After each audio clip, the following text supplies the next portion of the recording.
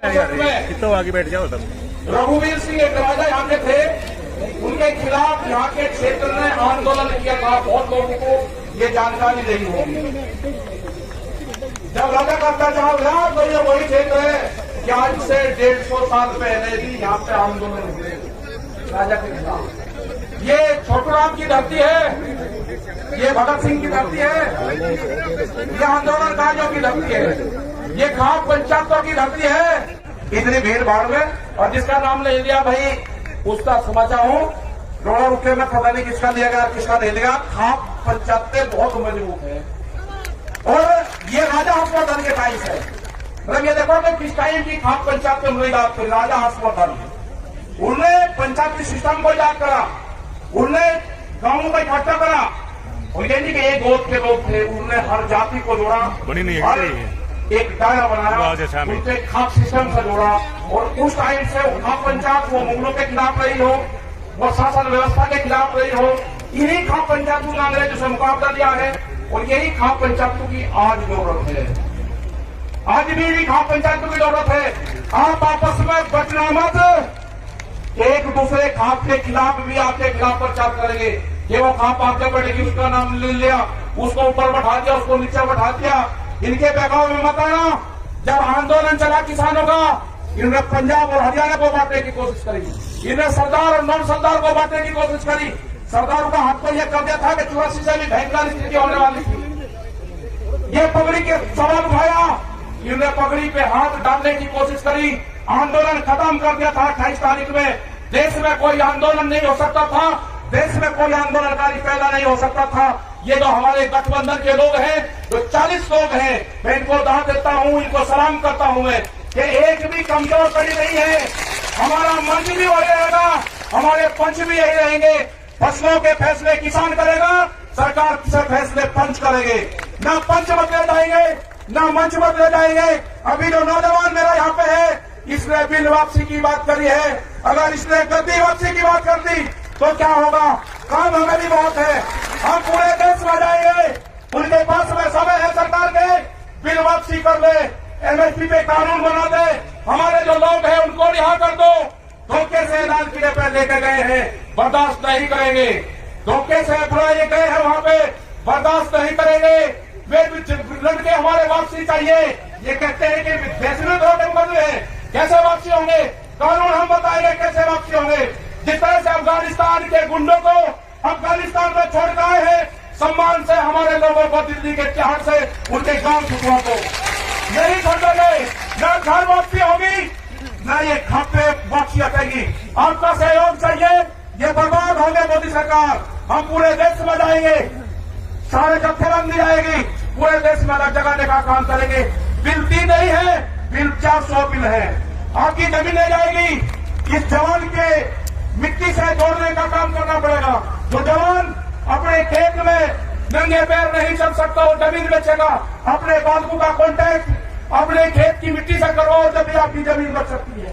देश में 30 लाख लोगों ने आत्महत्या करी, चाहना नहीं करी, 30 लाख लोगों ने आत्महत्या करी। आंकड़े गलत दे दे, किसी बूढ़े आदमी ने आत्महत्या करी। ये आंकड़े में है जिसके नाम जमीन थी, जिसका पीएम हुआ, वे आंकड़े नहीं दिए कि बाबा के नाम जमीन है और पोते उसके लड़के को अपनी लड़की की शादी करनी थी। आत्महत्या उसके लड़के ने करी, उसके नाम जमीन नहीं थी।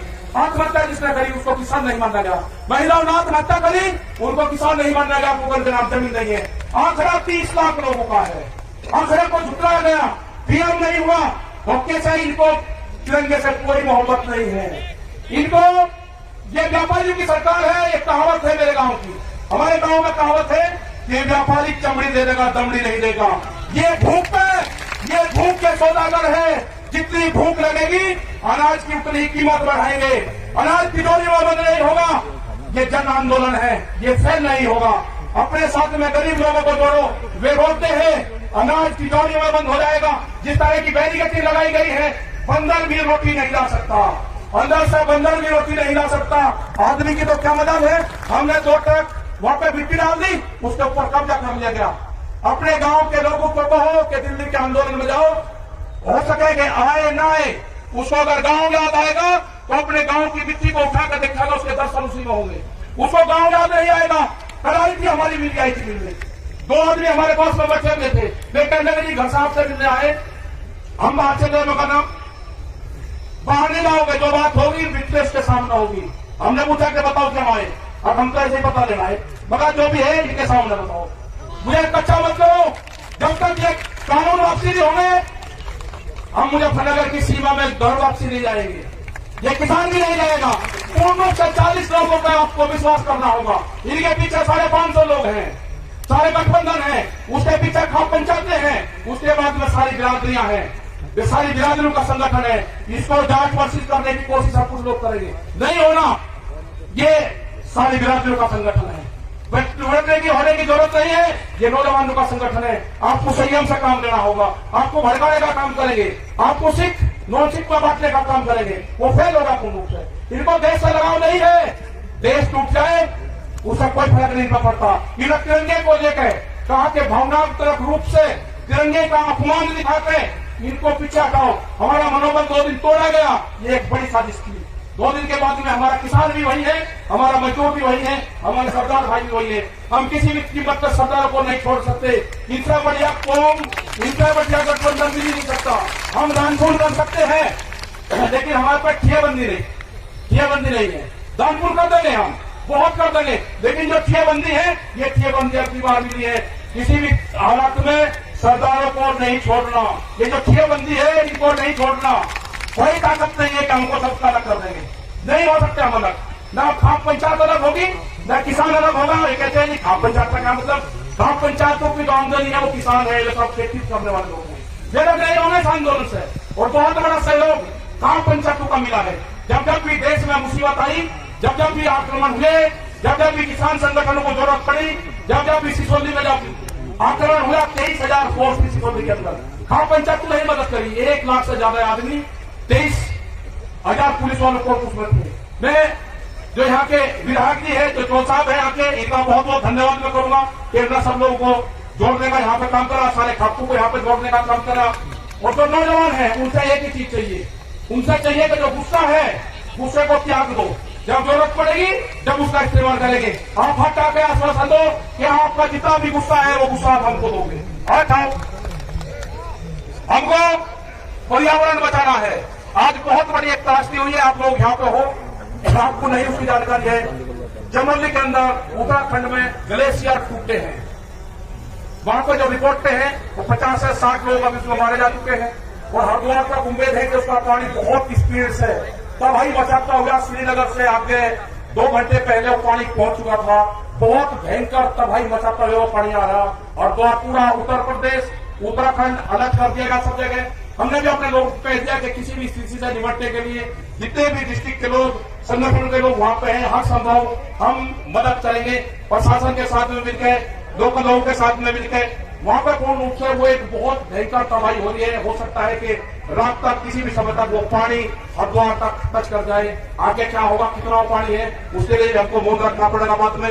और ये समझ लेना कि जो नौजवान अपने खेत में जूते पहन के जाता होगा, जिसको अपने खेत की मिट्टी से डर लगता होगा, जिसको पशु के गोबर से बदबू आती होगी, उसका बाप समझ लेना कि वो अपनी जमीन बेचेगा। उसका टच करो उस बॉडी से, उसकी बॉडी से जमीन को टच करो। अपने घरों में अपने खेत की मिट्टी रखो, अपने खेत का पानी रखो। इस आंदोलन को बचाने का काम किसने किया? इस आंदोलन को बचाने का काम किया जल ने, उस आंदोलन को बचाने का काम किया पानी ने। उस पानी की पूजा करो, उस पानी को व्यस्त मत होने दो। अपने यहाँ पे ज्यादा से ज्यादा पेड़ लगाओ। वर्षा होगी तो हमारे खेतों में फसलें बढ़िया होगी। हमको बहिष्कार करना होगा कुछ चीजों का। हम कंपनियों का प्रोडक्शन बढ़ाएं, हम दूध नहीं पीते।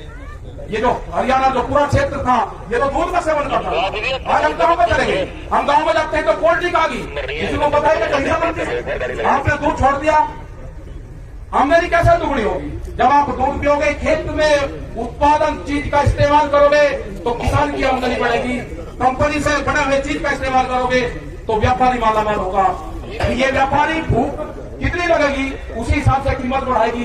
अनाज तिजोरी में बंद होगा, गरीब आदमी मरेगा, मीडिया सिस्टम खत्म होगा। हमारे 3 बड़ी डिमांड है, 3 बिल वापसी हो, एमएसपी पे कानून बने, हमारे बच्चे जेल उसेरिया हो। ये हमारे आंदोलन के मुद्दे होंगे।